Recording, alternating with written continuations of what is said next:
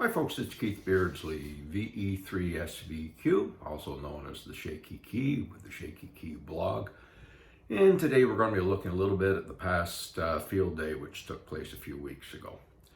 Now the original intention of this was to do sort of a longer video showing various features, what's going on, and I was supposed to be portable as well.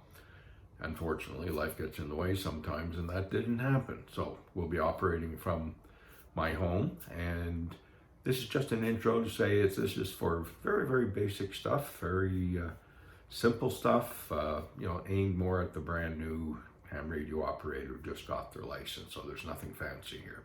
So I've broken it down into a couple of different videos simply because the other one was getting too long. But anyways, here we go. Hope you enjoy it. VE3SVQ 73. Now this is where I'm going to be operating field day. Unfortunately, it's not outside. I simply ran out of time getting the portable operation set up. So it's just a big roll top desk. It's, got the old license plate up there. It's got everything I need. I have a notebook. I don't use the laptop beside it with the roll top desk. There's just not enough room for it. And remember I said on another video, if you're not sure what you have to say, just tack it up in front of you. That's what we have to say today for field day. We're 1 Delta Oscar November Echo. Quite simple. And then you never forget it. So that's my basic setup. And then if we swing around where I'll be logging stuff, we'll be over here. And this is the other table, which is right behind me. Having a laminate floor, I can certainly move back and forth. And there's the logging program. So this is one of the ones by VE3SVQ. One of the many ones he produces. This is the one just for field day, but I can take the data from this and put it into my general log anytime I want. Things that I like to do, and actually I've had a lot of fun, is operating QRP. So in a contest, certainly in the first few hours, it's very difficult to get through because everybody's excited, everybody's out there, that type of thing. But, a little bit of perseverance, and certainly towards the end of the contest, those last 3 or 4 hours when all the big guys are gone and it's just the little ones, you can certainly make your contacts. So we're going to try QRP. I just want to show you something on this radio here. There you go. So right now I'm at 100% power. You can see the mic gain, compressor, all that type of stuff. And it's quite simple on this radio. Hang on, we're going to get this done properly here. I want it down to 5 watts.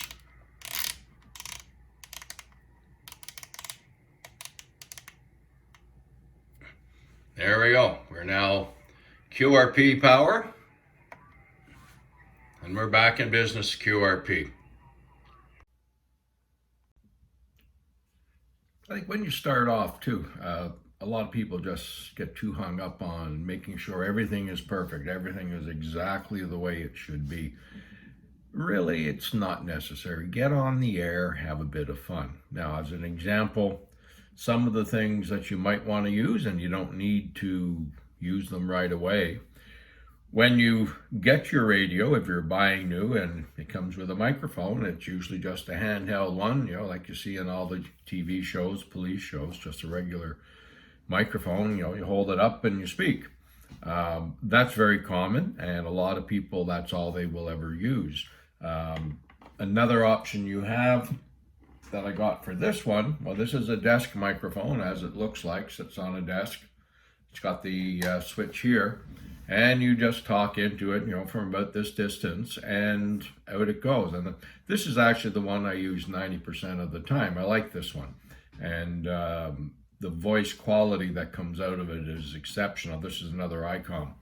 So that's one I use. And I've just started right now something else. I used to use my pilot's headset, actually, with the Kenwood, the various pins and so on that plugged into the radio would actually work with my Kenwood. So my pilot's headset for the most part was usable, very comfortable. And when you fly for 5 or 6 hours, you want something that's comfortable, not too heavy, and feels good.